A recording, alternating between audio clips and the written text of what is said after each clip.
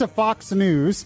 House Majority Whip Steve Scalise was discharged from the hospital on Tuesday and was moved to an inpatient rehabilitation facility after more than a month of surgeries. Scalise had been treated at MedStar Washington Hospital since June 14th, where he and 4 others were shot during a congressional baseball practice. Congressman Steve Scalise made excellent progress in his recovery from a life-threatening gunshot wound 6 weeks ago. That's what the hospital said in a statement on Wednesday. Yesterday, he was discharged from MedStar Washington Hospital Center and is now beginning a period of intensive rehabilitation. The hospital said that Scalise is in good spirits and is looking forward to his return to work once his rehabilitation is complete. He and his family are grateful for the care he received from the trauma team, as well as the other doctors, nurses, and staff of the MedStar Washington Hospital Center, the statement said. The family also appreciates the outpouring of support during this time. I thought I would just start out with some good news. I think that's really good news. So after nearly 6 weeks, and there was a couple of times where people were really not sure if Steve Scalise was going to make it. He was in critical condition. At first, they thought it wasn't going to be that bad. Then he was in critical condition. He got better, then got an infection. But it seems he's doing better, and he's been released and on the way to rehabilitation. So some good news to start out the show today. Don't say I don't ever talk about good news. Don't say that. This is Beyond Reason Radio. I'm your host, Michael Yaffee, the voice of reason. In a world that is beyond reason, here on Wednesday night, we are on till 10 p.m., 8 to 10 p.m. if you're listening to the show on News Radio 102.5 WFLA. Make sure to check out the podcast anywhere podcasts are available. We are on Facebook Live as well. You can like the Beyond Reason Radio Facebook page or send me a friend request. And we definitely have a lot to get to. Trump and the whole Trump Sessions thing is definitely beyond reason. That might be the best way to describe that. There was a vote on Obamacare repeal today, and surprise, surprise, it did not pass. We'll talk about that. We have the transgender stuff. Trump came out with a statement on Twitter, of course. That's where he releases all his policy now, is on Twitter, about not allowing transgenders in the military. So that's an issue that we will have to discuss. And, of course, we have things that made Yaffee laughy. And I wanted to end the show today. I want to end the first hour today. Wednesdays, I'm going to start doing Beyond Reason Technology. A new segment for Wednesday's show, Beyond Reason Technology, where I talk about some crazy new technology out there and implications for our future. So we'll get to all of that. And the message usually is you have to listen to all 2 hours. You have to. So if you're in your car, you have to get us on iHeartRadio when you get out of your car and keep listening. Or drive slowly. Yes, or drive slowly. Yes. You shouldn't be speeding anyway. That's right. No. And by the way, the voice in the control room is Mr. Tom Benson. Hello. I didn't get to see you at all last week, so I feel like it's been forever. But how are you, Tom? I'm a little worn out. I had to go to a celebration today. Oh, for what? On business. And I had to drive I-4. And I'll tell you, I don't know how people can drive that every day. It's the first I've driven it in months. And I don't know how people get through the day if they have to travel that way. And I don't know either. It is something else, I'll tell you.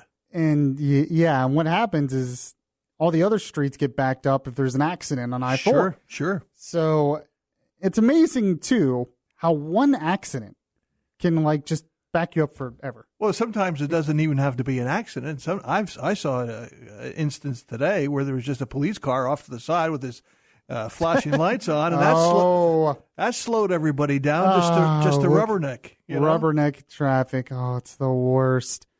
I can't wait for driverless cars, Tom Benson. That is not a part of my technology segment today. That is just me saying I cannot wait for driverless cars. 1, because of traffic. 2, because so many people can't drive. I don't understand why this is, but so many people cannot drive. All right. Moving on from that, I'm glad you made it in time. Thank you. For the show. That's good. That's always a hit or miss with I-4.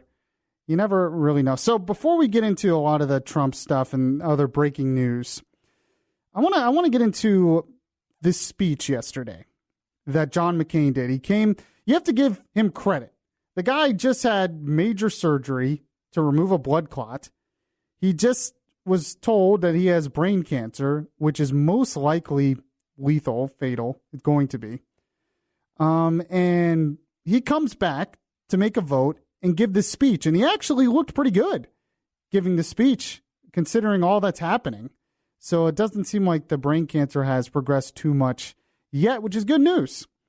But he made this speech yesterday, and there's some things that I want to address of what he talked about because, you know, it's something that John McCain's been big on for a while. He's the maverick. He'll go to the other side. He wants compromise and bipartisanship and all that stuff. And it's popular to say this now. You know, a lot of people probably, I mean, maybe not listening to this show, but a lot of people in general population probably like when McCain says stuff like that. So I wanted to play a little part of his speech here where he talks about that and how nothing's getting done. This is what he said. We've been spinning our wheels on too many important issues because we keep trying to find a way to win without help from across the aisle. That's an approach that's been employed by both sides, mandating legislation from the top down without any support from the other side, with all the parliamentary maneuvers that requires. We're getting nothing done, my friends. We're getting nothing done. And so this is a narrative that I've heard for a little while now, that we're so divided in this country, and Congress is so divided, and they're doing, you know, just obstructing the other side, that we're getting nothing done. We're getting nothing done. We hear this all the time. And a lot of people think so, yes. And you look at the current Congress, and you look at some of the major legislation like repealing Obamacare, it does seem like we can't get anything done. But, you know, I started thinking about this, and I'm like, is this really true, though? Is it really true that government and Congress are not getting anything done? That's the first question I have. The second question I have is, do we really want Congress to get a bunch of things done? We think, you know, most people think that it's a good thing the more Congress does. Sometimes I wonder if that really is a good thing, the more Congress does. And so I want to play a clip here. I've played it on the show before, but it's stuck in my mind ever since I heard it. It was over a year ago. It was when Rand Paul was running for president. And he was on Fox News, and he was asked about Congress not getting anything done. You know, Obama was president at the time, and he said one of his biggest regrets is the divide in Washington. He wasn't able to heal the divide. And Rand Paul was asked about that and asked if he agreed. And Rand Paul gave an interesting answer. This is what he said. You know, I think that's one of the false narratives. Many people say, oh, we can't get along, we don't talk. Actually, in Washington, the biggest problem is there's great amount of cooperation. There's actually too much compromise, but the compromise is always to spend more money. Some on the right want more military spending. Some on the left want more domestic spending. And actually, it's not that they don't get along. They actually scratch each other's back. Everybody gets more spending, but the taxpayer gets stuck with the bill. But I still contend that the problem is both sides are cooperating, but they're just cooperating to spend more of your money. And that's why we go deeper and deeper into debt. I think he makes an excellent point there. He actually says the opposite of what is the normal narrative, what everyone seems to be thinking out there. He's saying, no, the problem isn't that there isn't enough compromise. The problem isn't that Congress isn't getting anything done. The problem is Congress gets too much done. The problem is government is in our lives too much.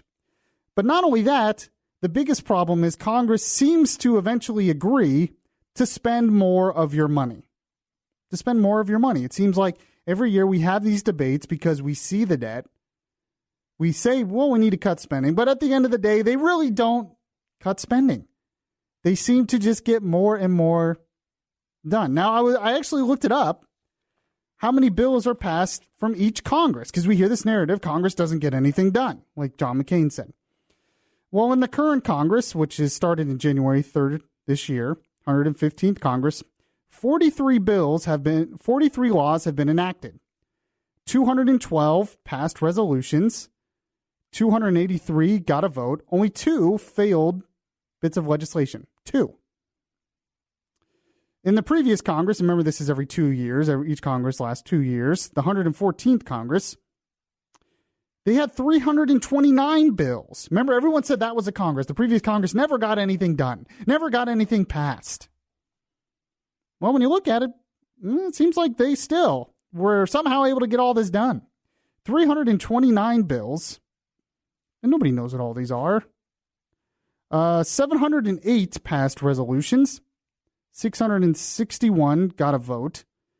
Only 22 failed pieces of legislation. You might think that's low, but the Congress before that, the 113th Congress, had 296 laws enacted, 663 passed resolutions, 474 got a vote.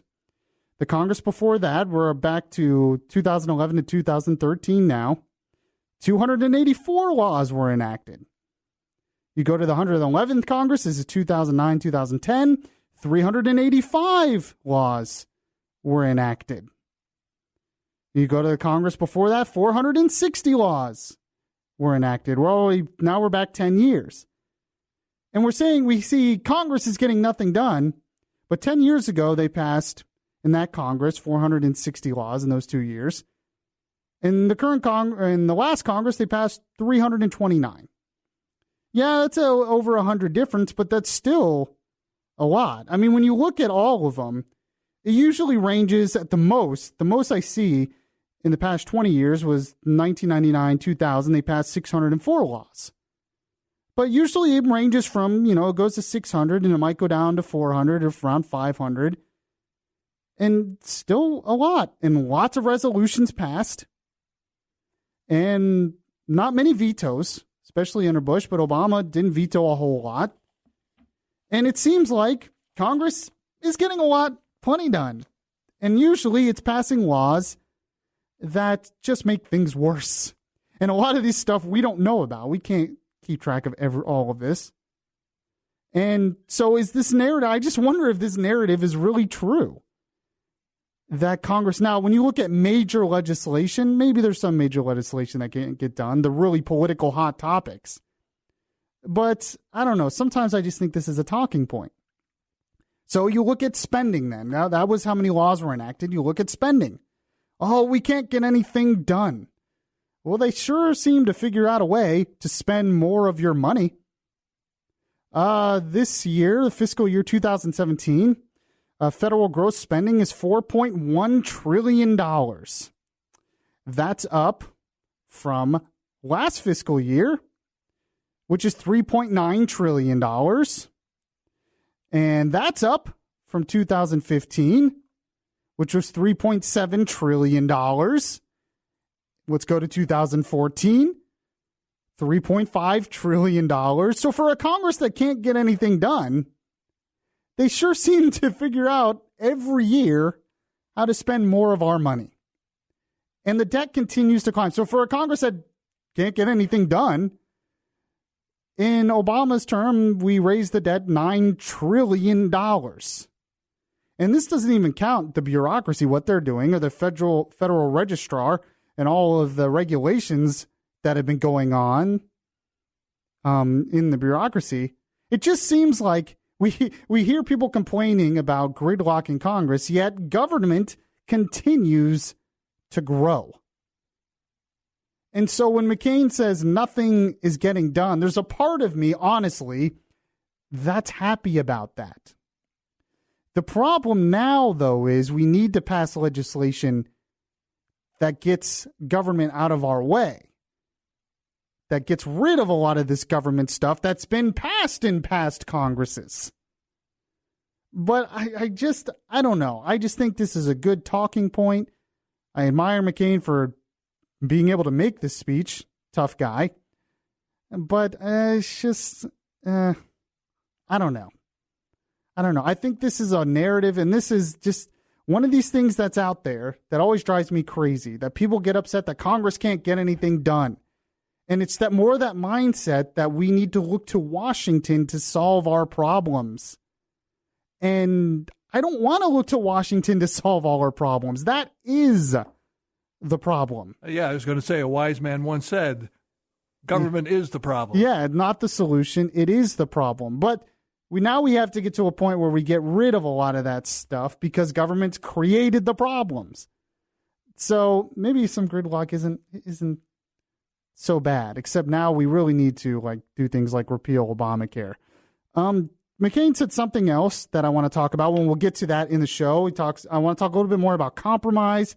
He also, of course, attacked conservative talk radio and television and websites, which is really ironic when you think about it, and I'll tell you why. A listener actually sent me a Facebook message on something today I did not think about, but made an excellent point on how it's crazy that McCain said that. We'll talk about that. We can take your calls as well, 407-916-5400. Text to 23680. This is Beyond Reason Radio. I'm your host, Michael Yaffee. We'll be right back. Subscribe to the Beyond Reason podcast today on your Stitcher app and hear the voice of reason anytime.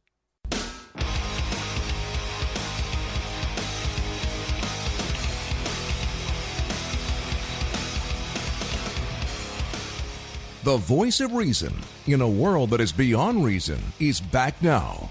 Yes, welcome back to the show, everyone.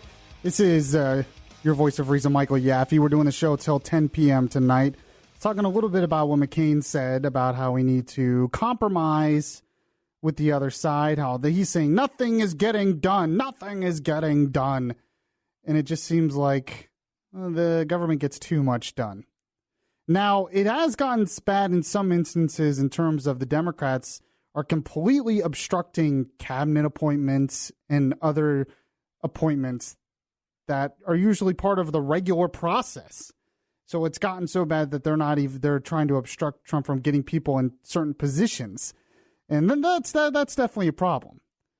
There is something I would like Congress to get done, though, and that's a repeal of Obamacare. They voted on it today on basically the same bill that they passed in 2015 to repeal, even that's not a full repeal.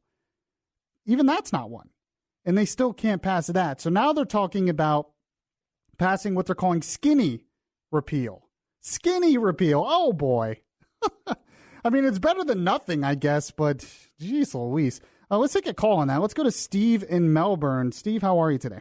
Doing all right. Yeah, in the 7 rhinos, let's start with George Soros' good buddy, Johnny McCain, voted no. Dean Heller, Lamar Alexander, Susan Collins, Lisa Murkowski. Yeah, well, a lot of that's Portman, not surprised. Start naming names. And the listeners, call your Congress and Senate tomorrow and let them have it. And Johnny McCain, George Soros' good buddy, great war hero, pathetic senator. Got to compromise with socialists? Are you kidding me? He's too entrenched up in Washington, D.C. And what he said yesterday was, don't listen to you guys. Don't listen to Rush, Mark Levin. The hell with them. Yeah. Right. Yeah, and actually, I'm glad you brought that up, Steve. And actually, you made some good points on that, and I appreciate your call. A couple of good points. Go ahead, and Steve talked about what he was, his kind of attack on talk radio. Go ahead and play cut 2 of McCain for me, Tom Benson. Stop listening to the bombastic loudmouths on the radio and television and the internet. To hell with them.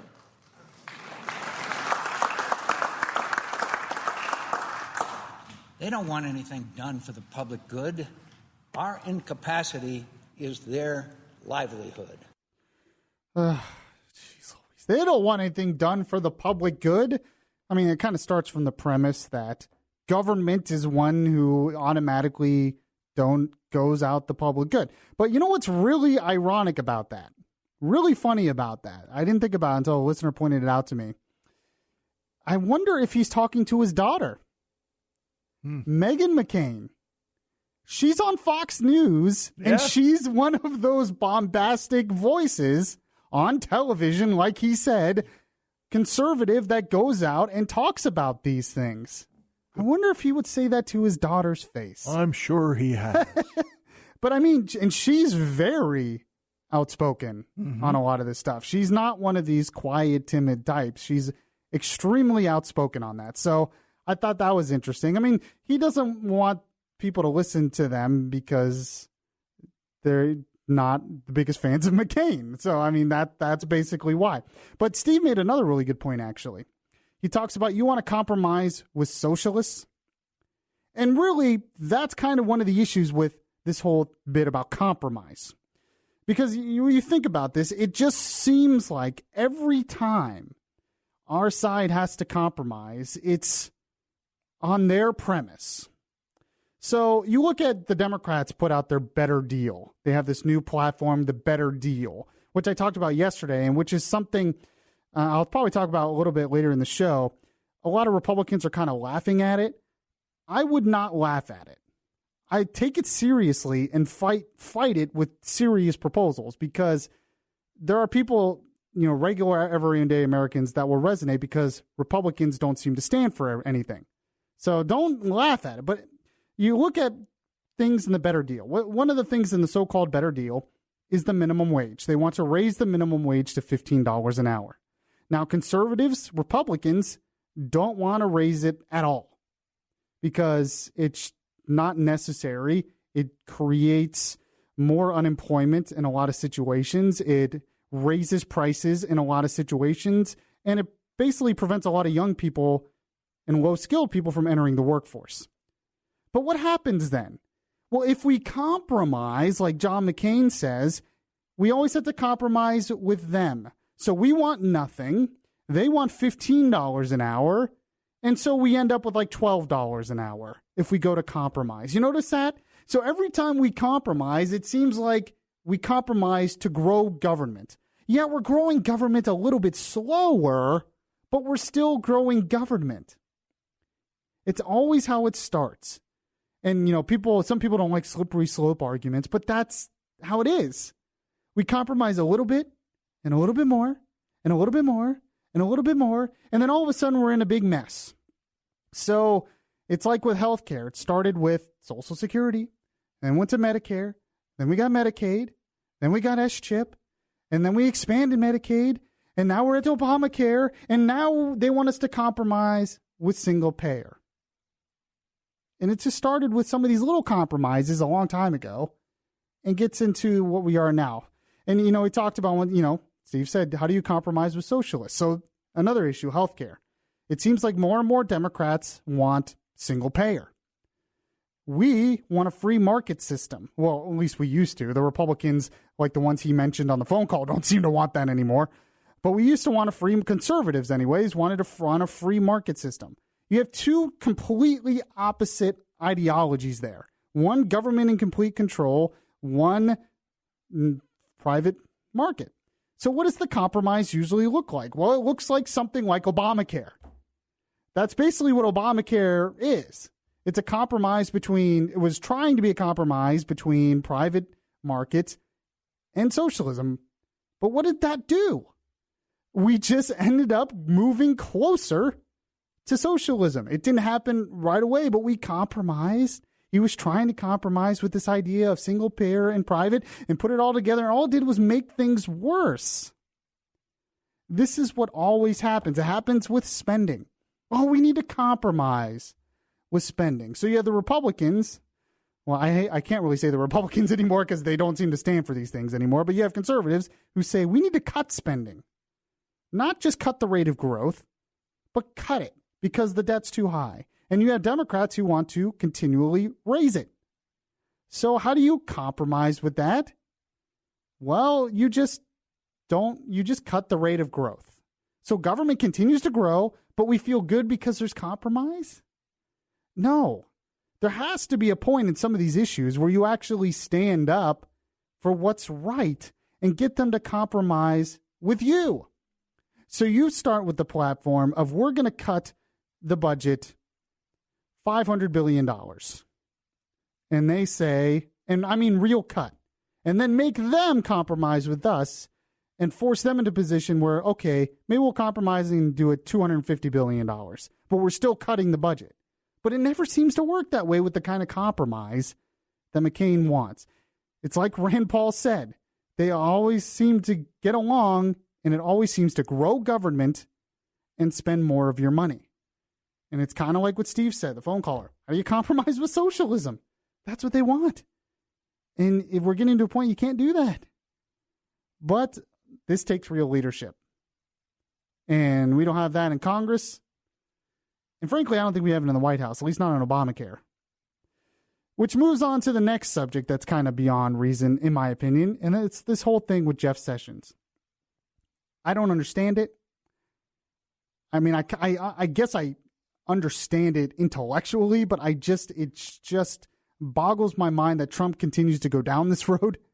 So we'll talk about that, and I'll play my voice of reason on the day on that as well. You can call 407-916-5400, text to 23680. This is Beyond Reason Radio. I'm your host, Michael Yaffee. We'll be right back. You want to listen to Beyond Reason Radio live on your smartphone? Download the Beyond Reason Radio app now. Available in the Google Play or Apple App Stores.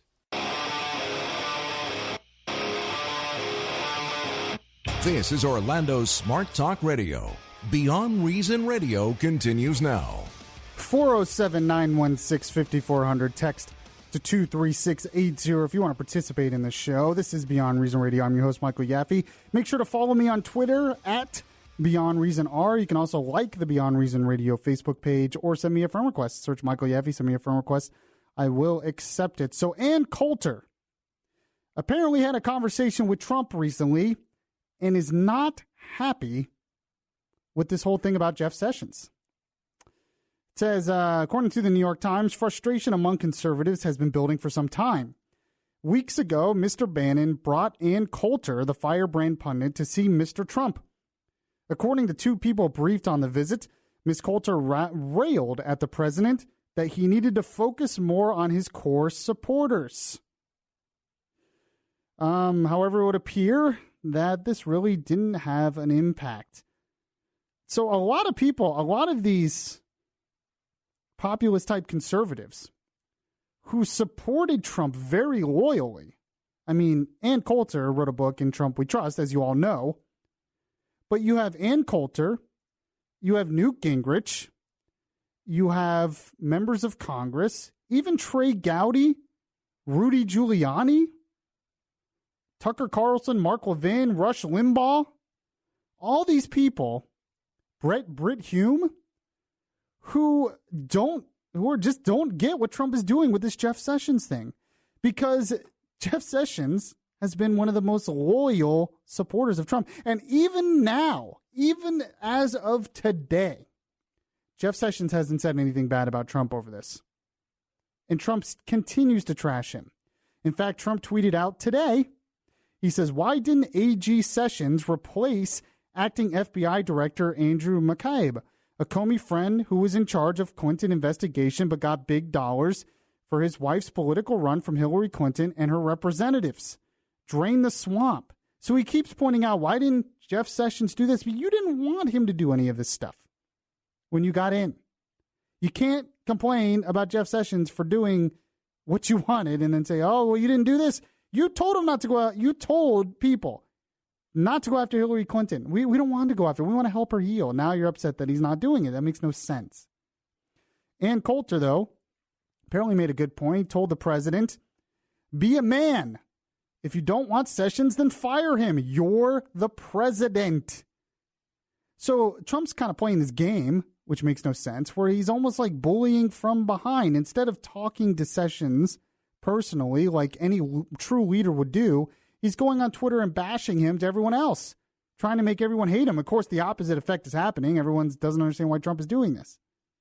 But, you know, might work for some other people in the administration, but people that are just like, and like me, are like, Jeff Sessions has done everything you've wanted.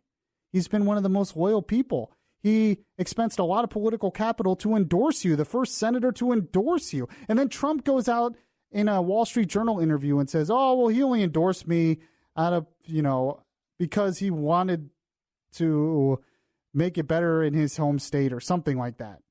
It was just a political compromise or something.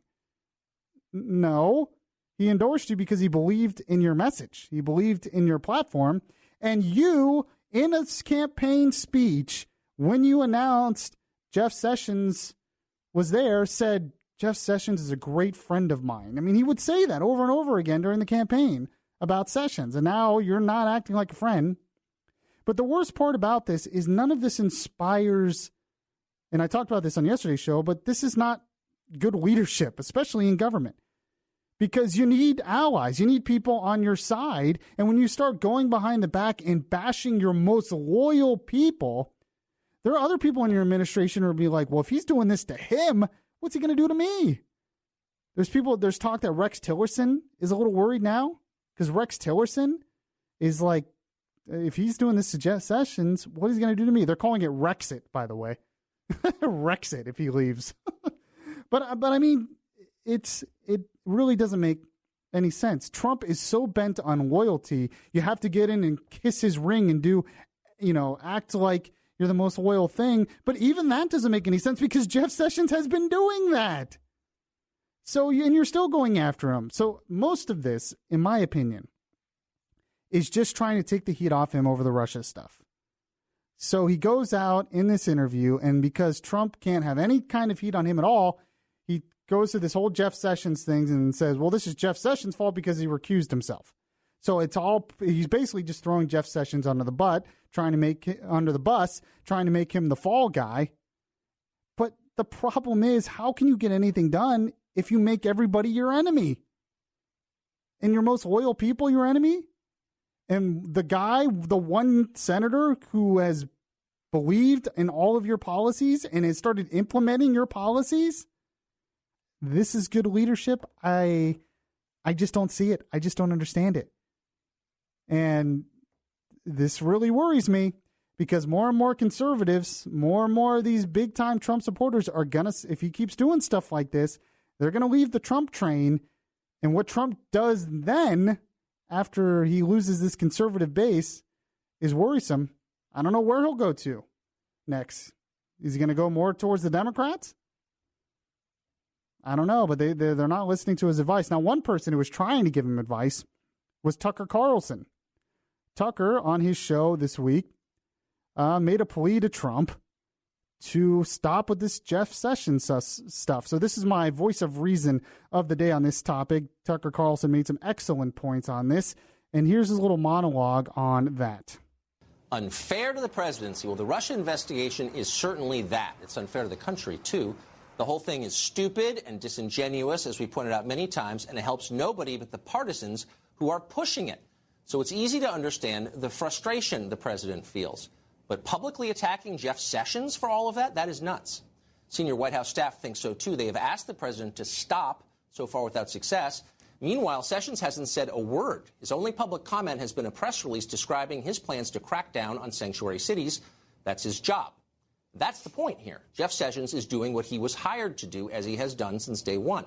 Trump ran on securing the borders. Sessions took him seriously in his work to do that.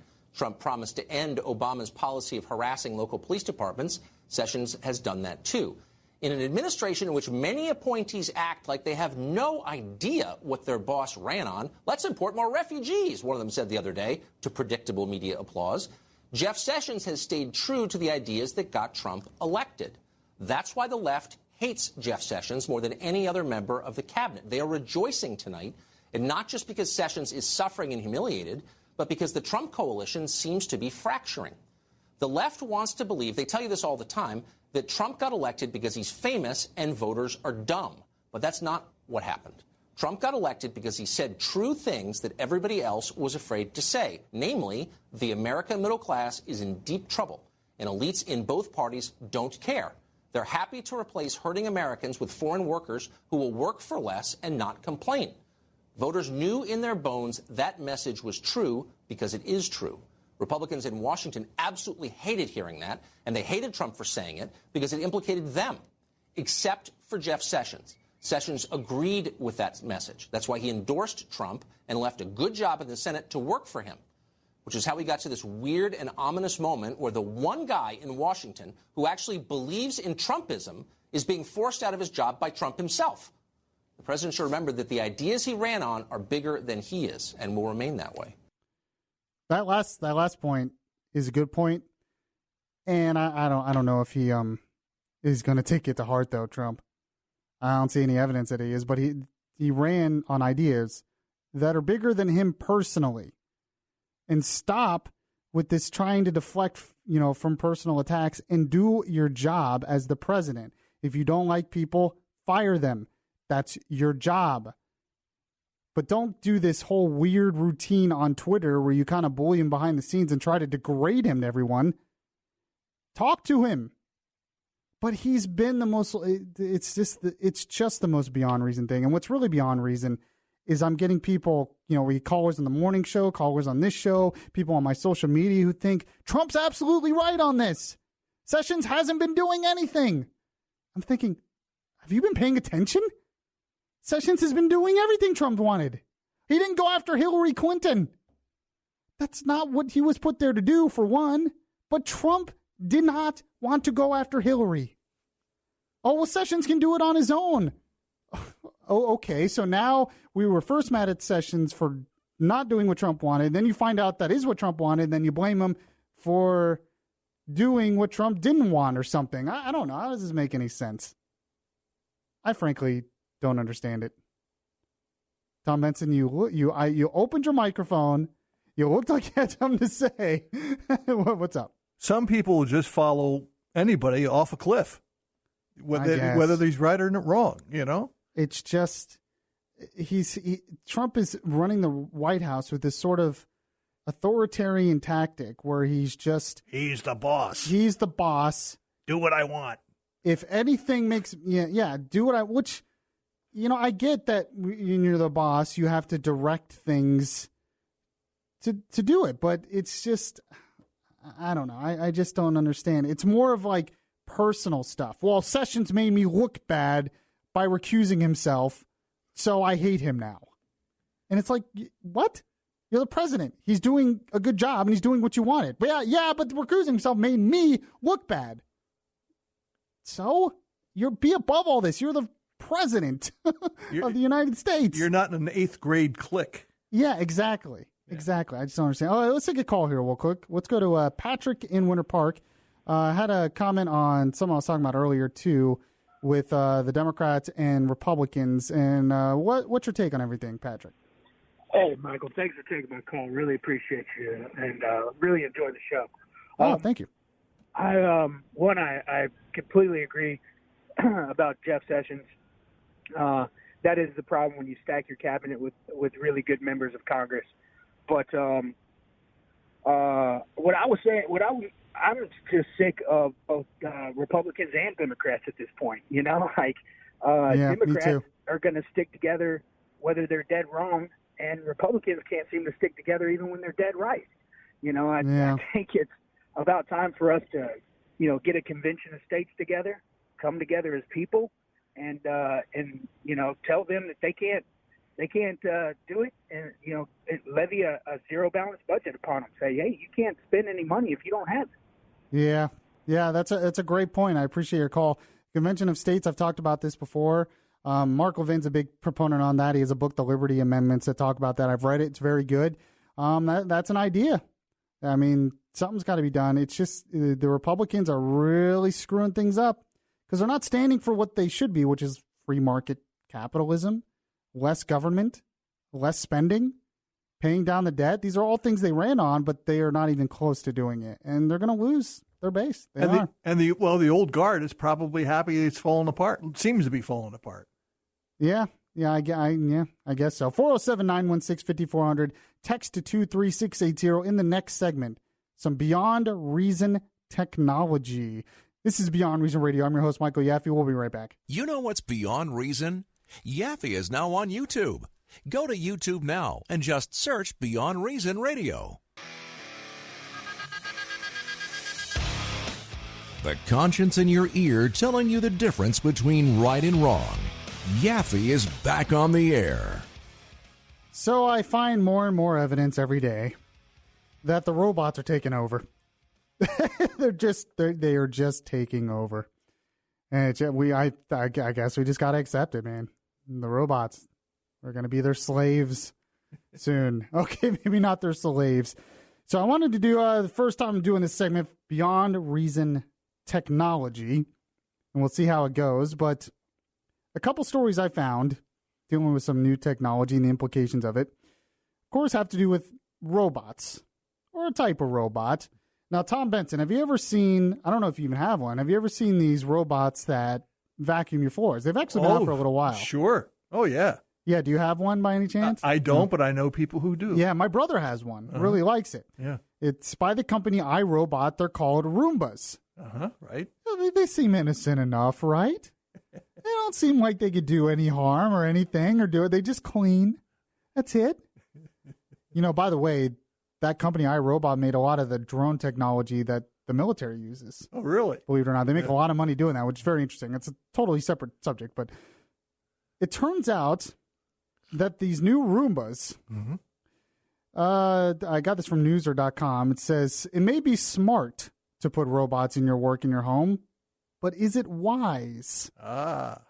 Consumers who want the blueprint and content of their homes kept private may be wary at news coming out of iRobot, which makes the Roomba vacuum. Per the New York Times, the company is mulling selling data that the Roomba picks up along with dirt during its daily cleanup sessions. Okay. Everything from the layout of one's home and brands of furniture to a resident's daily traffic patterns and income based on those brands, to whether there's a baby in the house. They want to sell that data to Amazon, Google, or Apple. This happens so much in our society, but it's just with all of these smart devices that we're putting in our house, and everything's becoming like that. They're too smart. They're just going to have so much data on everything you do. Yeah. I mean, it already happens when you're on your computer, but it's definitely expanding to like everything. Like they track your phone when you use the GPS. It basically tracks where you go, and then they use that data to sell you products based on places you go. And it's nuts. But you would think that your robot vacuum cleaner would not be one of these technologies that would do that. But nope. I'm telling you, the robots are taking over. I clicked on a car advertisement on Facebook just yesterday. Yep. And within seconds, I started getting more ads for that car and other cars on my feed. Oh yeah, it happens all the time, and it happens on your It happens on Facebook too. Not just it shows up on your websites, but also shows up on Facebook. Now, there's another story I had here, and we'll just do it real quick. But apparently, a new grocery store has hired a robot. Well, they haven't hired it, I guess, but a robot stock boy. Yes, they're gonna have. This is in St. Louis. They're gonna have it's the Schnucks grocery stores. They want to have robot stock boys that go through the aisles and stock them instead of having real stock boys. And they actually have video and picture of it, and it looks pretty interesting. And they'll just roam the aisles, and they want to test it and see how it works. So you got the vacuum cleaners, monitoring your home data, and then you got the robots taking the jobs of stock boys. So there you go. I'm telling you, the robots are taking over. All right, I appreciate you listening to the first hour. In the next hour, we have to get into this transgender military policy and see what you guys think, and I'll give you my probably unpopular opinion to a lot of people. Maybe not on this show, but in the world. And we'll talk about that and much more. This is Beyond Reason Radio. I'm your host, Michael Yaffee. We'll be right back. Well, I find some kind of conviction.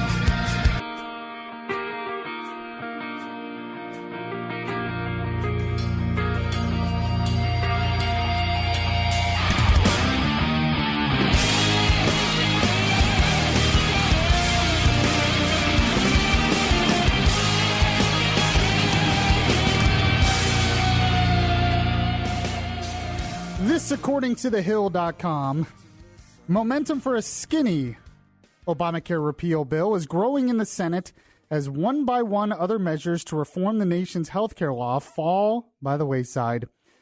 The legislation to repeal Obamacare with a 2-year delay only secured 45 votes on Wednesday, a day after a repeal and replace bill won just 43 votes in a procedural motion.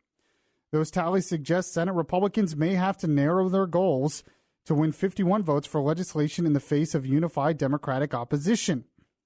Senator John Cornyn of Texas, the number 2 Senate Republican, told reporters Wednesday that a scaled-down bill might be the best way to move forward on the issue, possibly by holding a conference committee with the House, which approved a broader repeal and replace bill. He says it seems to have a lot of benefits. What the skinny bill would repeal, they say maybe it's expected to repeal Obamacare's individual and employer mandates, as well as a tax on medical devices. It's sad that this is where we are, that we can't just pass real repeal and real reform. But to be honest, I don't think I would be completely against this. There's a part of me that thinks that we need to, if we can't repeal this all at once, maybe we need to do it bit by bit. Now, they have to do a lot more than this. You're not going to be able, you can't just say, well, we got rid of the mandates and some of the taxes and that'll fix all the problems. No. There's a lot of other problems you're going to have to deal with. But if we can kind of get rid of some of this stuff piece by piece, maybe we can get somewhere. Maybe this is a solution we have. I would much rather have full repeal, even if which they couldn't even pass today, and even that wasn't full repeal. What we really need to do is get rid of a lot of the regulations. That's really the most important thing, and none of these repeal bills seem to have that. For some reason, that's the thing they're really afraid to get rid of, and part of that is also because they're doing this through reconciliation, and that creates a whole bunch of problems, but they have to do it through reconciliation because none of the Democrats are going to support any of this. So I wanted to give you an update on the latest with Obamacare repeal. This is Beyond Reason Radio. I'm your host, Michael Yaffee, the voice of reason in a world that is beyond reason. We are on till 10 p.m. tonight. We've been on since 8 p.m. right here on News Radio 102.5 WFLA. If you missed any of the show, the Facebook Live feed's already up on the Beyond Reason Radio Facebook page. You can go there for the first hour or wait till after the show because I post the podcast of every show on my website, beyondreasonradio.com. It's also on the station website, 1025WFLA.com. It's also on iTunes. It's also on Spreaker, also on TuneIn. Man, you're everywhere. On podcast. Whoa. I really am. Man. That's why I get upset when I have like friends who know I do a show and they still don't listen. I actually had a good friend last week who really wanted advice on healthcare stuff. And I said, have you listened to my show? And she's like, no. And I'm like, listen, I found podcasts and I talked about Obamacare in depth. And I said, here you go. And she loved it. And I'm like, you should have been listening this whole time. But no, I appreciate that she's listening. But it's like, once people actually listen, they're like, oh, this is a really good show. Sure. Yeah, sure. And these are like friends of mine. I guess I'm just too quiet in person. I don't know. They know you and they say, yeah, well, he can't possibly have a good thought. Oh, they see you away from the station and they think you're just a regular guy. Oh, okay, you're fired. There might be a little way too much truth to that. If I were President Trump, I would have. I'm going to bash you on Twitter, Tom Benson. That's what I'm going to do. Go ahead. Tom Benson has disappointed me. I mean, he does everything I want as a producer, but he's just disappointed me because he said this one line on things. So I'm going to, instead of firing him, I'm going to go behind the scenes and bash him on Twitter. This is true leadership, right? No, it's I can't bash you because there's way too much truth in what you said. So there we go. So I wanted to get into this hour on something that it's really a hard topic to get into in a lot of ways because people are just, the way the debate goes, it's hard to have a debate on it.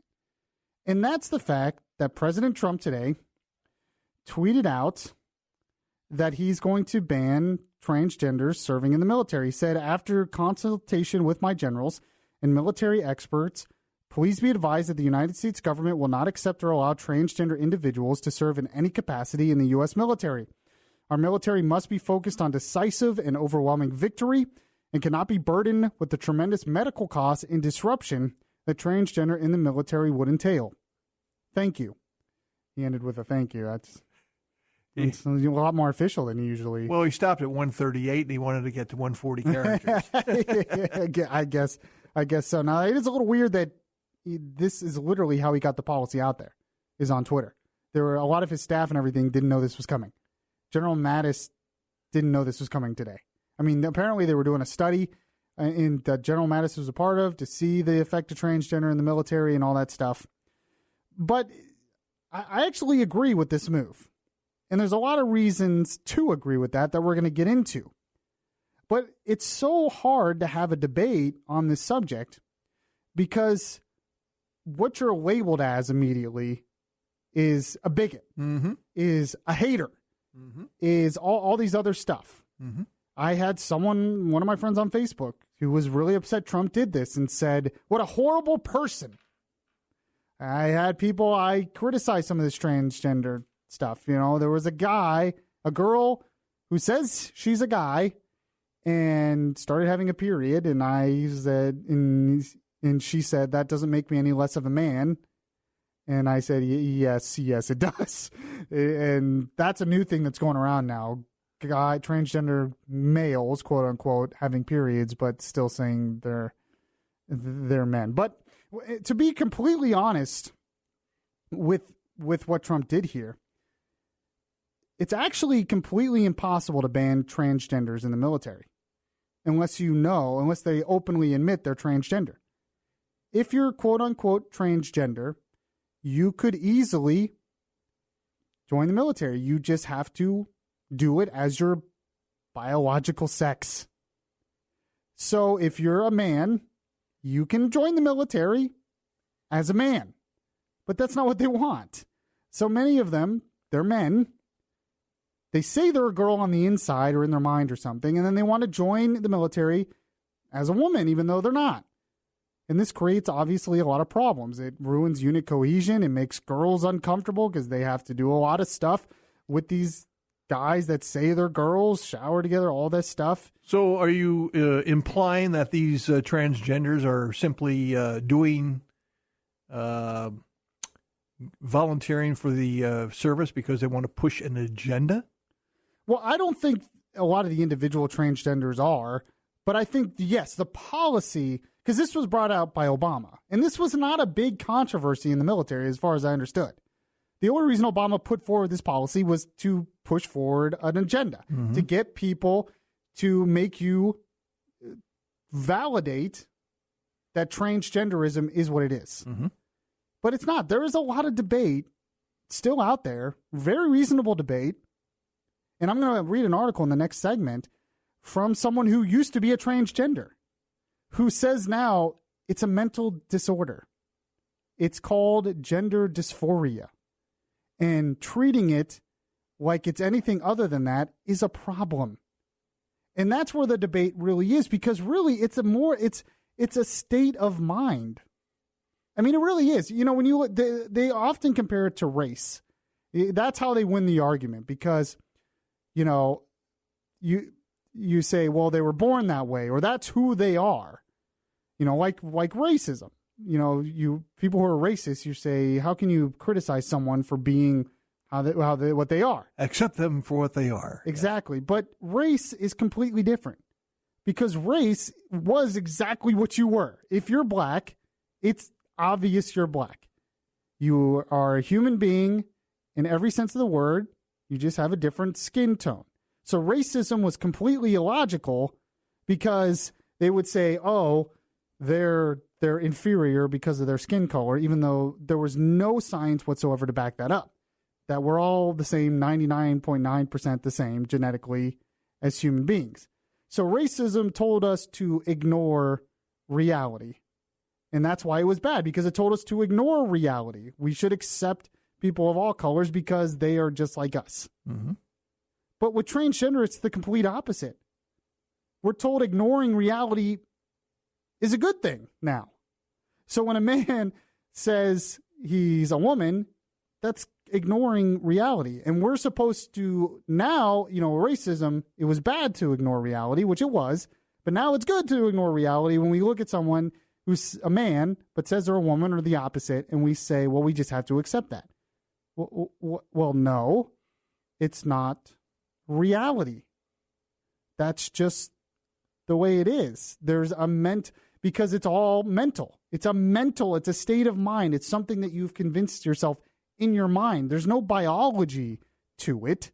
It's a state of mind. So when you have a mental disorder like that, that can create problems in the military. And I often hear this argument, well, transgenders don't do anything to affect you. Why do you care? Well, they are now. You're right. In a free society, you can do what you want. If you want to have a sex change, you want to call yourself a bird, you're more than willing to do that. But now this is going to our military. That affects all of us. It goes to our schools. That affects all of us. It goes to like the Boy Scouts that affects all of us. It's going way beyond all of this stuff. But it's just, there are so many issues involved in this that it's understandable why Trump did this. Because, the other issue that's become a really big issue is they go in the military and then they want the VA system and the military to pay for their sex change operations and their hormone pills and all that stuff. That's a big issue. That creates a lot of problems for the military. That puts them out of service for a long time while they're doing all the treatments. These are issues that have to be in place. This is not the same as racism, but they keep saying it's the same thing. Racism was what you biologically are that you have no control over. Gender dysphoria is a state of mind. It's ignoring reality. But you can't talk about stuff like this because I will be labeled a hater, a bigot, all that stuff. And then you have the smears. I talked about in yesterday's show, the smear campaign. How everything's about smearing. Well, that's what happens usually in this debate. But there is still a lot of debate over this. It's not a settled thing. There are a lot of noted psychologists, and there are studies out there that show that gender dysphoria is a mental disorder, that nowhere else in the psychological community do they tell their patients to accept something that's not reality. In anything else, you don't accept what's not reality. You teach them to find reality. But in this situation, they're doing the opposite. And it's a very weird phenomenon that's out there. Now, I'm going to get into this article that I found in the Daily Signal. It's very, very interesting, by someone who is a former transgender who says this whole movement is crazy. That this idea that them having sex change operations and all this stuff is going to solve all these problems. And there are studies that show that even after sex change operations, a lot of these people still have very high suicide rates. So that's not fixing the problem. There's a lot. And, one thing that I struggle with on this is I wonder if we can win this argument or win this debate. And there's a part of me that says no, because the forces are just so strong to make transgenderism, everyone just accept it. They're going to be a part of our lives, and we have to put up with it in the military and schools and all that stuff. But there's another part of me that wonders how much people are going to take, because you're asking people to ignore reality. And it just makes you wonder that how many regular people out there are like, oh, okay, this is not making sense. So I wonder where the future of this will go. But it's definitely, in terms of pop culture, it's definitely being rammed down our throats. And you're dealing with such a small part of the population. And even in the military, I've heard different numbers today, but at most you have maybe 7,000 transgenders in the military. That's such a small number in the military. And before Obama made this policy, I don't think it was a big issue. But they made it a big issue, and now they're making it, for, like you said, Tom Benson, an agenda. So we'll go over a little bit. There was an interesting interview that Todd Starnes from Fox News did today, where he talked to a so-called transgender expert. And, of course, it went straight to smear. So we'll play that, and we'll talk more about this. And we can take your calls as well. 407-916-5400. Text to 23680. This is Beyond Reason Radio. I'm your host, Michael Yaffee. We'll be right back. Listen to the latest episodes of Beyond Reason. Download the podcast at Spreaker.com. The place where we talk faith, culture, and politics. Beyond Reason Radio continues. So on yesterday's show, I started off with a monologue on something I call the smear industrial complex. How smearing the other side, especially in politics, has basically become big business in a lot of ways. There's a lot of powerful people getting rich off of it, but influencing what's going on in the political debate, and it's all based on smears. And I got the idea off Cheryl Atkinson's new book, Smear, where she talks about that and lays out all the details on how this has been going on, and it's been going on both sides. And a lot of times you have these things, even that seem organic, that are really astroturf, and it's all based on just smearing the other side. And it's not even, a lot of times, not even based on the actual policy that's being talked about. It's just smearing the people personally. And how really that resulted in Trump, who became his own smear machine and just smeared people himself. But how this has been a really big thing in politics, and how we're all being played because we're all being pushed in these camps based on these smears, but we're not actually having real debate about real policies. It becomes smears. Well, there was a really good example of this I just happened to find today in terms of this whole transgender thing. If you missed the last segment, by the way, this is Beyond Reason Radio. I'm your host, Michael Yaffee. You all know who I am by now. We're on until 10 p.m. In the last segment, I talked about Donald Trump. He made an announcement today that he was not going to allow transgenders to openly sign up in the military. Now, they can still sign up. They just have to sign up to their biological sex, believe it or not. So some of them probably will do that. But there was an interview that I found with Todd Starnes. He's a Fox radio guy. He's on Fox Nation, on Fox News all the time. And on his radio show, he's interviewing a guy by the name of Wayne Besson. Now, Wayne Besson is the founder of truthwinsout.org. He's also he has his own radio show apparently, but he's also very outspoken on LGBTQ issues and all that kind of stuff. He's apparently an expert on the transgender stuff. So Todd Starnes invited him on his show and wanted to talk to him about, this whole issue. And where he went with this is such a great example of how the smear machine works, how these things happen. Instead of actually debating the issue, he went in a completely different direction with Todd Starnes. Now, Todd Starnes is good. He noticed what was happening and pointed it out. But I just thought this was a great example of that. And this is what's going to happen with this issue, especially. And it happens with Trump all the time. But here's the interview. These are human beings who are serving their military honorably, who are brave, and who, by the way, are just had their careers destroyed by a draft-dodging president who suddenly had bone spurs. This guy was an athlete, Trump, in college. Okay, we're not talking about Donald Trump and Vietnam here. We're not talking about his military service here, Wayne. We invited you onto the program to talk about the decision by the president to ban transgender folks from the military. Right. If you'd like to talk about that, we're happy to do that. But if you're going to sit here and bash the president and bring up his military status back, decades ago, we're not going to do that.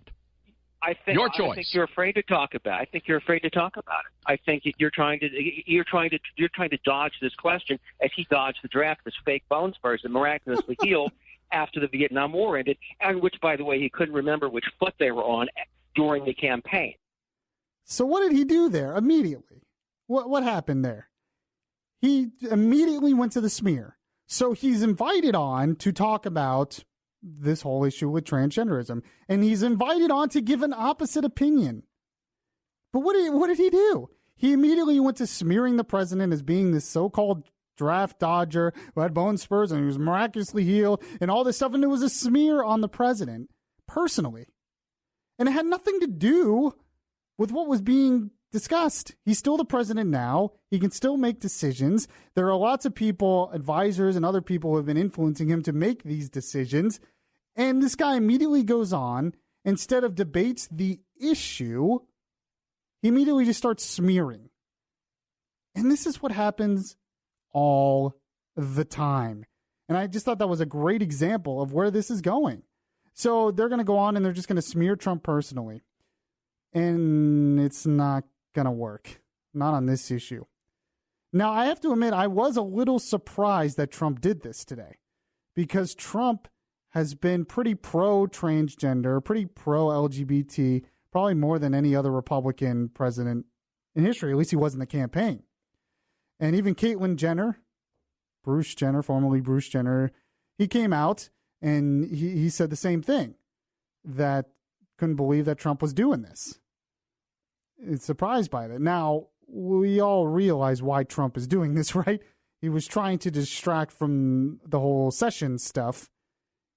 And so he tweeted this out and he thought it would get a lot of attention, and it kind of did. But then he tweeted out about Sessions again And that got a lot of attention again. You're not going to be able to get, it was kind of, he thought, well, I'm just going to throw a bone to the conservative base. They're going to love me for this. They're mad at me about the Jeff Sessions thing. But hey, look at what he is on transgender in the military. They'll love this. He throws that out there. I think it will distract and I don't know if it worked, but we'll see. But I just found that I thought that was a perfect example of how the smear industry gets on. So I guarantee you're going to hear that a lot now. In the next few days, you're going to hear this whole attack on Trump and his so-called draft dodging and all that stuff to smear the president on this issue, because this is what we do. We just do the smears. So in the next segment, I want to get into this article I found from the Daily Signal by a guy by the name of Walt Heyer. This is someone who used to be transgender, actually went through a lot of the sex change procedures and really regretted it. And he supports this decision by Trump and gives a lot of common sense to the debate. So we'll talk about that next. And by the way, I will end the show with things that made Yaffee laughy. Of course, we have to do that. This is Beyond Reason Radio. I'm your host, Michael Yaffee. We'll be right back. It would be beyond reason not to listen to Yaffee on your TuneIn Radio app. Download the app today and search Beyond Reason Radio.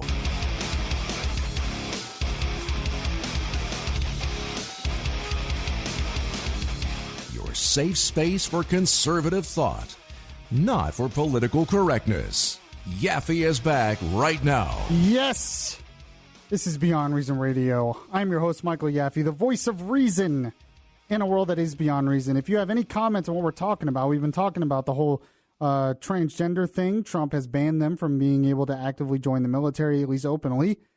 Like I said, it's impossible to really ban them because as long as they go as their biological sex, they're fine. Nobody could know. But he's banned openly transgender from being able to join the military. It's created a lot of controversy. A lot of people are smearing Trump for this. If you have any comments on it, you can call 407-916-5400. Text to 23680. I had some people on the Facebook Live video, which you can see just like the Beyond Reason Radio Facebook page, wondering why the government should pay for all their sex change stuff.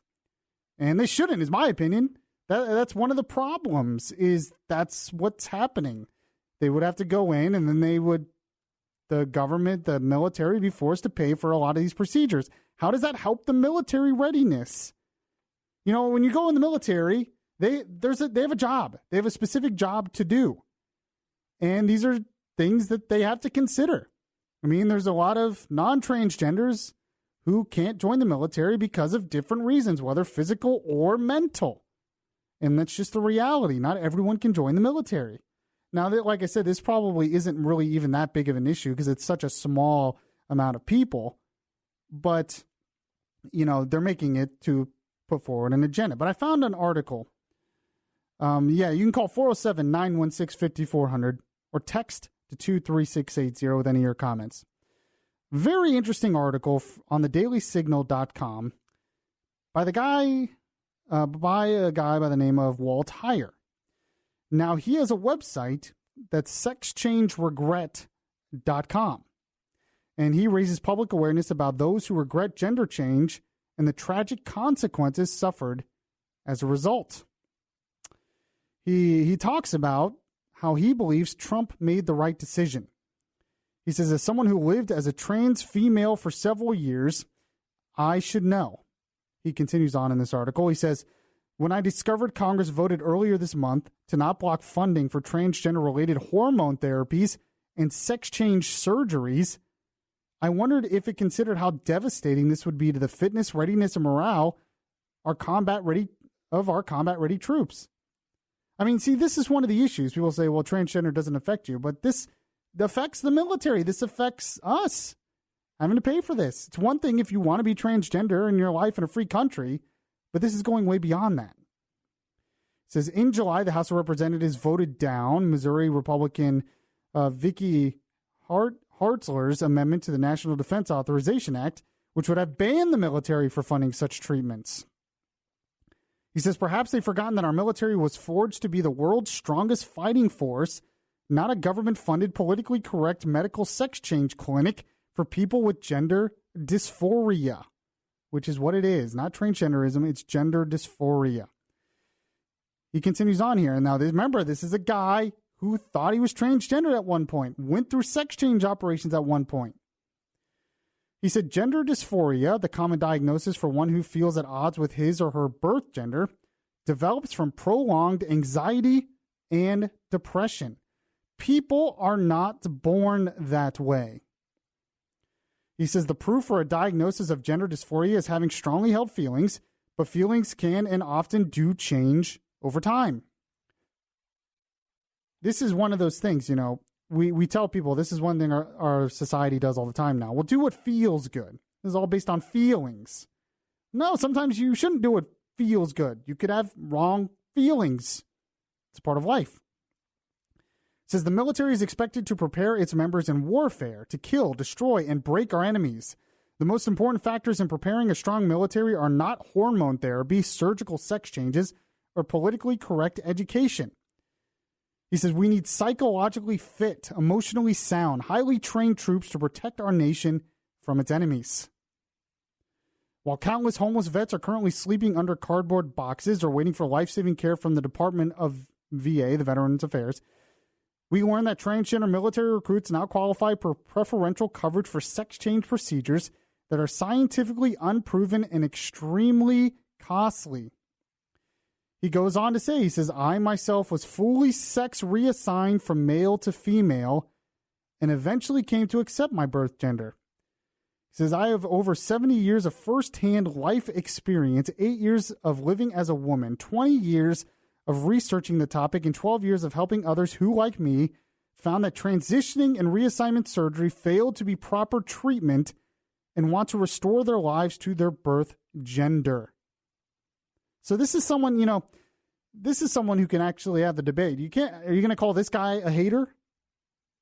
No, he has firsthand experience of all of this and realizes, no, it's not as simple as you're just born the wrong gender.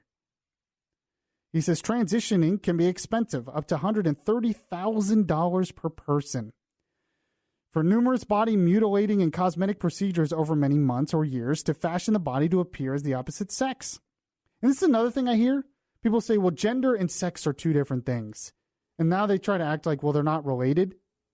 Then why do those who are so-called transgender want to have sex changes if they're not related? Makes no sense. It says, yet no matter how skilled the surgeon or how much money is spent, it is biologically impossible to change a man into a woman or a woman into a man.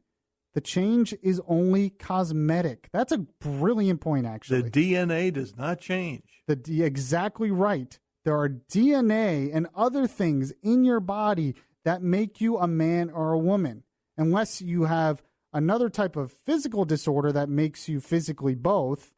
But that's extremely rare and not the case in most of these cases. It says the medical community continues to recommend this radical, he puts treatment in quotes, treatment in the absence of scientific evidence that people are better off in the long run. This population attempts suicide at a rate of 40%. Even after the full surgical change, they attempt to end their lives or tragically succeed. Over 60% of this diverse population suffer from coexisting mental disorders. Consider Bradley Manning, now Chelsea Manning, a former Army soldier who was so psychologically and emotionally unbalanced that he stole confidential documents from the military and forwarded them to WikiLeaks. This, you know, and this is the thing. This is someone who isn't a hater, who isn't a bigot, who went through it himself. And, you know, he's coming off of this because he wants to help people. He has a website that's going out and helping people. This isn't about hating. This is about, one thing, debating actual policy that needs to be debated. And two, addressing the reality, which he says is a mental disorder. And helping those people who have a mental disorder. Except we don't want to do that. We just want to accept the mental disorder isn't a disorder and just accept it the way it is. And I get that this is hard for people to do because, you know, they see people like Caitlyn Jenner and they're like, well, I don't agree with that, but seems like a nice person. not hurting anybody. Why don't we just go along with this? But this has bigger ramifications, as we're now seeing with what's going on in the military. He continues on here. He says, the military should not provide sex change surgery. Through my website, sexchangeregret.com, I hear from people who experience firsthand how damaging and unnecessary reassignment surgeries were. For them, the sex change failed to resolve the emotional or psychological disorders that drove the desire to change gender. And this is the thing I mentioned before. Transgenderism is really a state of mind. It's nothing more than a mental thing. They compare it to racism. And like I said, racism is your race is a completely physical thing. It's the pigmentation of your skin and your lifeline, your hereditary. But transgenderism isn't like that. It's completely mental. It's not physical at all. He says, many write after living the transgender life for years. They write to ask for advice on how to reverse the original suicidal or surgical change and restore their lives to the original birth gender like I did, a process called detransition. Some service members will come to regret having undergone the surgery and will want detransition. Where will the military be then? Will the military pay for the sex change reversal procedure too? Failed sex change surgeries are not uncommon and will drive up the cost to care for the military transgender population above the projected $3 to $4 billion 10-year cost. It says beyond the financial cost, there's the question of the service member's military readiness during the transition or detransition, as the process often comes with a great deal of anxiety and emotional instability. And just makes a lot of great points here. He says, as a person who lived the transgender life for 8 years, I can attest that assisting, affirming, or paying for hormone therapies and genital mutilation surgeries would not have strengthened our military. They would have only brought adverse long-term consequences both for individuals and for our armed forces as a whole.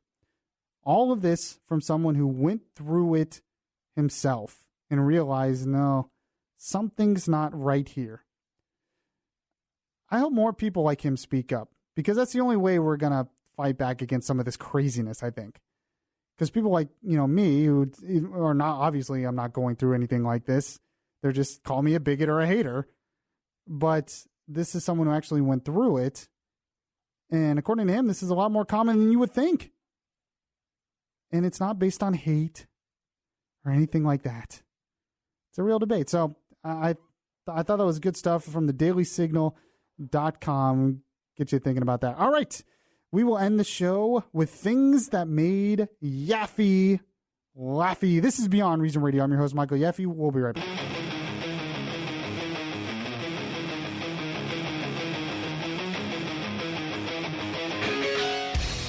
Your voice of truth in a world of fake news.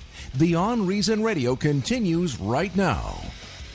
Yes, this is Beyond Reason Radio. By the way, we're on Facebook Live as well. You can like the Beyond Reason Radio Facebook page and see me on Facebook Live. I did get one comment by someone who said that we've been talking about Trump's transgender policy, banning transgenders from the military. He commented and said, bad move. This isn't a black and white issue. No context. No warning that this was coming. No discussion. Why now? And there is a point to be made on why now. But I think we all know why. He was trying to distract from the Sessions thing. And he wanted to give something, because a lot of conservatives, a lot of his base are not happy with him about the whole Sessions thing. So he wanted to throw some red meat to them, wanted to give them something, and he thought he would throw this out there. Now, in terms of no warning, that's not entirely true. You did have, this has been debated for a little while recently. Mattis is participating in a study. He stopped active recruitment of transgenders, and they were looking into this already, but it is kind of surprising that this kind of came out of nowhere, and of course he just did it on Twitter. Is that really what a president should do? I mean, I don't know. It just seems to be what Trump does, so there you go. But maybe Mattis should have rolled this out and had more of a real policy rollout in this. So, but interesting point. made there. All right. We have to end the show with, of course, the best part of the show, things that make Yaffee laughy.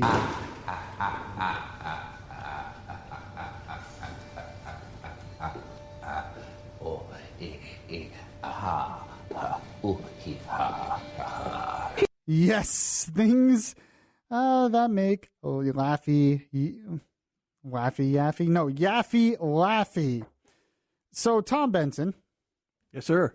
Do you have any pets? No, not now. Have you ever had? Oh, absolutely. Love dogs. I'm a dog guy. You're a dog guy. Yep. What do you like about dogs? They wag their little tail whenever you come home. They're so happy to see you. Now, if I could just get my wife to do that. Yeah, it doesn't seem like you have to earn a dog's love as much. No. Maybe that's why I don't like them as much. They think you're great. Just goes to show you their poor judgment of character. Yeah, true. Well, anyone who knows me knows. I like dogs too. I'm allergic to a lot of dogs. So I can't have, I can have, some dogs are kind of hypoallergenic. Poodles, for instance. I can have a dog like that. But I tend to be more of a cat person. I have a cat who does play fetch and kind of thinks he's a dog. I'd like to see that. I have video of him playing fetch. I have no joke. This cat is way too smart. Sounds like a transgender cat. What would be gender? What would you call it? Trans species? Species, yeah. Trans species cat. I like that. That's very good. Well, speaking of a cat who I guess thinks he's a dog, a lot of people get dogs. Not only because they like them, but for security reasons. They get a guard dog, they say. You don't hear guard cat too much. We did have that one cat that fought off the dog, saved that kid who was getting bit by the dog. Remember that? That went viral. But there was another story of a cat, guarding a house. This is actually from June, so it's a little bit of an old story last month, but I just happened to stumble upon it today. And I was like, well, I have to do this for the Yaffee Laffy segment. And so I have the audio here from Channel 13 on WTHR NBC. It's out in Indianapolis. And it's about their cat named Binky. You would think this would just be a nice, gentle cat, but not so much. Here, play the audio for me. Avenue, determined to get in, not knowing that would-be burglar showed up to a house here on Finley Avenue, determined to get in, not knowing that the family cat would be determined to keep him out. But I was shocked the first time he started growling. For our own protection, Cynthia Coots kept her cat named Binky in her arms during our interview. I love that. Binky ended up saving the day when a noise in the backyard near the garage got the attention of her owner sometime around midnight. So I go out and I checked the garage over and didn't see nothing, so I shut the light out and locked the garage. Minutes later, a man started banging on Cynthia's front patio window, trying to convince her to let him in. I mean, he was beating and kicking, trying to tell me there were men out to shoot him, kill him. He said, you gotta let me in. Cynthia refused, and she says the man decided the window was his next move, a move that cost him dearly. Next thing I knew, his hand went through that thing, and then next thing I knew, Binky went after him. Binky launched another attack when he tried a second time to get in. Binky blew it up like a balloon and got him again. Metro Police arrived and arrested Earl Scruggs for vandalism and residential entry. Officers had to call paramedics to treat the 41-year-old for his wounds from Binky. He ain't got no claws. He can only bite. And he has got some pretty sharp fangs. What? It's all right. At first, even Scruggs had a hard time convincing police officers that a cat was responsible for his injuries. On the Crime Beat, I'm Steve Jefferson. Yes, Binky, the guard cat. Binky, the super cat. I love at the beginning when he's like, for our own protection, she's holding a cat, and the cat's just like all cute and sitting there meowing. But yes, Binky the cat attacked somebody who was trying to get in, doesn't have front claws. You can get your cat declawed. My cat has front claws. Doesn't have front claws, and still was able to bite and injure this person so much that they had to call the paramedics to help him out. I mean, I think you should keep that cat around. I think that cat deserves a medal. Now, it's funny. My cat will growl every now. Hasn't done it in a while, but there are times, when he'll hear weird noises outside or something, and he'll start to growl like a dog. And I'm like, what are you gonna do? I look at him. I'm like, you better back up your growl. If someone tries to rob me, cat, I expect you to save me, like you did. Somebody's gonna call his bluff someday. I did take him to the vet once. My cat. He was in one of the carriers, and there was a dog near us, and my cat did not like that dog coming near me. It was very interesting. I wondered because he started like really hissing and like pawing, and I really wonder if my cat wasn't in a box at the time, if he would have attacked that dog because the dog would come near me, because I just wanted to pet the dog and everything. Or maybe he was upset at you for showing interest in the dog. Oh, great. So I get a cat that attacks me instead of the dog or the bird. Yes, that would be lovely. But I just thought that was a funny story. So maybe you should get a cat, Tom Benson. How about that? No, I don't think so. No. Bud in the morning show, he hates cats. Oh, really? Yeah.